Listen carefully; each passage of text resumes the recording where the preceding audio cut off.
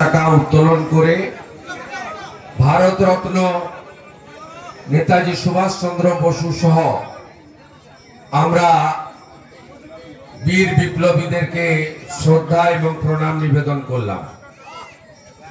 আমরা এখানে দীর্ঘ বক্তব্য রাখি না, কারণ আজকের এই অনুষ্ঠান কোনো একটি নির্দিষ্ট জায়গায় হচ্ছে না।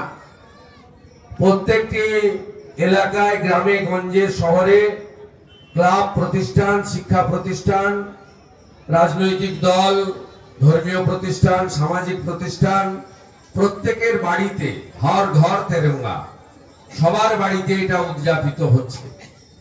তাই আমরা জাতীয় পতাকা উত্তোলনের সাথে সাথে কিছু সেবামূলক কাজ প্রত্যেক বছর করি।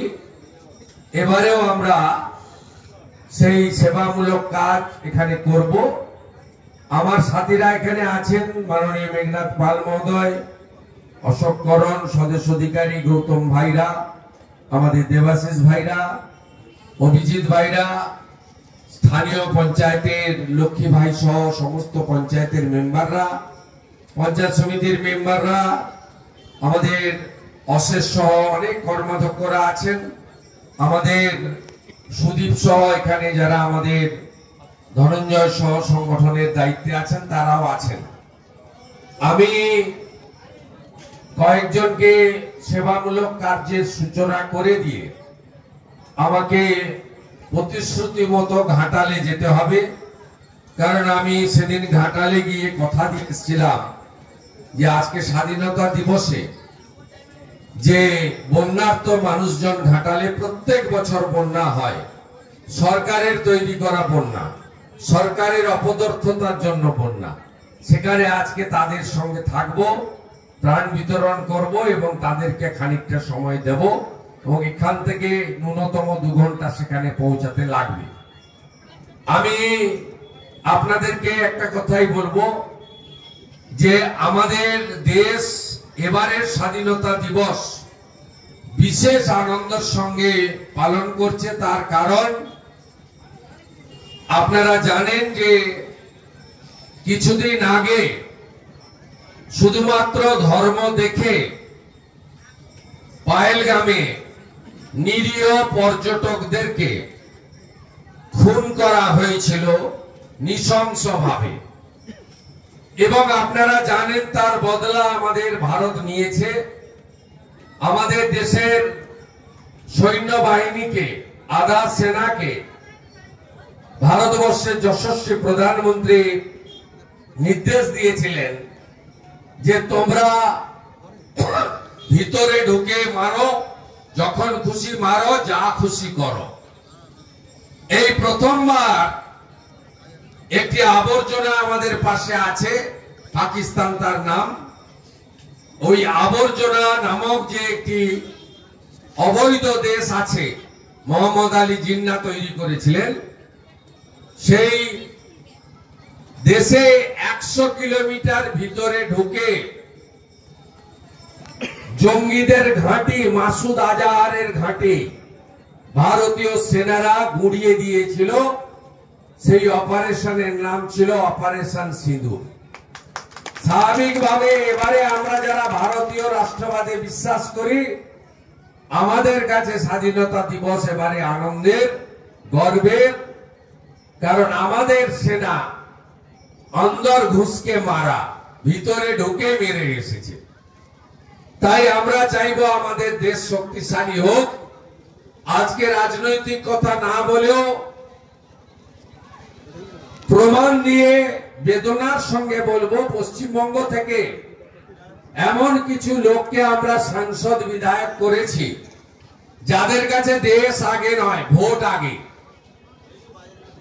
কিছুদিন আগে অপারেশন সিঁদুর নিয়ে লোকসভায় যখন আলোচনা হলো, শ্রীরামপুরের সাংসদ কল্যাণ ব্যানার্জি বললেন আজাদ কাশ্মীর। কাশ্মীর আজাদ নয়, ওটা পিওকে, পাকিস্তান অধিগৃহীত, জোর করে অধিগৃহীত কাশ্মীর। ওটা আমরা ফেরত চাই পিওকে, কাশ্মীর আজাদ নয়। আরেকজন এমপি কৃষ্ণনগরের মহুয়া মৈত্র বললেন ভারত খারাপ, বাংলাদেশ ভালো। তাই সব জায়গায় আওয়াজ তুলছে, আমাকে বলতে হচ্ছে না। আমি যখন বলছি অফিসে তুই চলে যা, সবাই বলছে বাংলাদেশে চলে যা। ভারত খারাপ, বাংলাদেশ ভালো, এটা বলছে আমাদের রাজ্য থেকে নির্বাচিত সাংসদ, অন ক্যামেরা বলছে। আরেক কাঠি এগিয়ে গিয়ে ভোট নেওয়ার জন্য, বিশেষ ভোট নেওয়ার জন্য মানিকচকের এমএলএ সাবিত্রী মিত্র, তিনি বলছেন জঙ্গিরা ভালো, ওরা পর্যটকদের বাড়তে পারে না, ওরা পর্যটকদের ভালোবাসে। তার মানে আমাদের বাইরে যেমন কিছু শত্রু আছে, দেশের ভিতরে এখনো কিছু পাকিস্তান প্রেমী আছে। তা বাইরে আক্রমণ তো হচ্ছে, গুড়িয়ে দেওয়া হচ্ছে। আমাদেরকে গুড়াতে এসেছিল, আমাদের ব্রহ্মস ক্ষেপণাস্ত্র ওদের সব গুড়িয়ে দিয়েছে, একটাও মাটিতে পড়েনি। এটা হচ্ছে ভারতীয় ইন্ডিয়ান আর্মি, এটা হচ্ছে ভারতের প্রধানমন্ত্রী। তাই আমরা সবাই যে পার্টি করি, এখানে ওই পার্টিটা হচ্ছে নেশন ফার্স্ট মন্ত্রে বিশ্বাস করে। রাষ্ট্র আগে, দল অনেক পরে, ব্যক্তি আরো অনেক পরে। তাই রাষ্ট্রবাদ এবং দেশকে মজবুত করার জন্য সমস্ত রাষ্ট্রপ্রেমী মানুষরা এগিয়ে আসবেন। আজকে প্রধানমন্ত্রী লালকেল্লার প্রাচীর থেকে আমি ওনার পুরো বক্তব্য শুনতে শুনতে এসেছি। আমার কাছে দুটো জিনিস খুব ভালো লেগেছে। আমি একজন ছোট জনপ্রতিনিধি হিসাবে আমাদের দেশের প্রধানমন্ত্রী এই দুটো ঘোষণাকে আমি কৃতজ্ঞতা চিত্তে ধন্যবাদ জ্ঞাপন করব। এক, তিনি বলেছেন আমাদের দেশে অবৈধ অনুপ্রবেশকারী থাকবে না। তারা ভারতীয়দের জমি নিচ্ছে, খাওয়ার নিচ্ছে, ভারতীয় বোনেদের বেটিদের দিকে আঙ্গুল তুলছে। তিনি আজকে বলেছেন ভারতবর্ষের মাটিতে একজন অবৈধ অনুপ্রবেশকারীকে আমি রাখতে দেব না, অন্য দেশ রাখে না, আমরা রাখবো না। এবং ডেমোগ্রাফি চেঞ্জের বিষয়ে তিনি আজকে ঐতিহাসিক সিদ্ধান্ত দিয়েছেন লালকেল্লা থেকে, আমি স্বাগত জানাই। আর তিনি বলেছেন ভারতবর্ষে যত সামরিক, বেসামরিক, রেল, পোর্ট, বিভিন্ন ধর্মের আস্থার জায়গা, তাকে তিনি সুরক্ষা বলয়ের মধ্যে রাখবেন, যাতে বিদেশ থেকে কোন ক্ষেপণাস্ত্র, কোন ড্রোন, কোন মিসাইল এসে আমাদের ভারতবর্ষে এই সমস্ত জায়গা, গুরুত্বপূর্ণ জায়গা ক্ষতি না করেন। তার জন্য তিনি শ্রীকৃষ্ণ জন্মাষ্টমী উপলক্ষে আজকে বলেছেন যে সুদর্শন চক্র বলে একটি মিশন আমি আনছি। 2035-এর মধ্যে ভারতবর্ষের সমস্ত সরকারি বেসরকারি স্থাপত্য এবং আস্থার জায়গা আমি সুদর্শন যে সুরক্ষা কবচের মধ্যে আমি আনবো। আপনারা সবাই ভালো থাকবেন।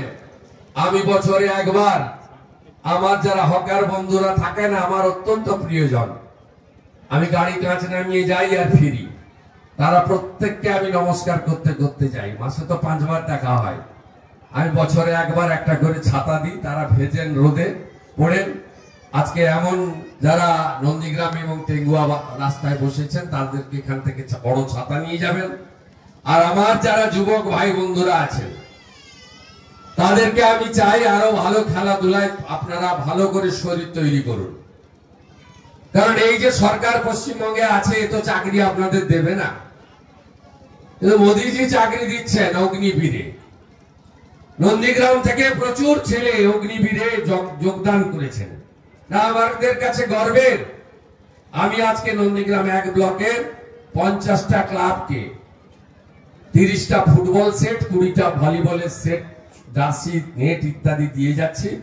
ভালো করে খেলাধুলা করুন, শরীর তৈরি করুন, এবং এমন খেলা যেটা ভারতবর্ষের প্রাচীন খেলা, ফুটবল, ভলি, হাডুডু, খোখো, এগুলো হলো আমাদের অরিজিনাল খেলা।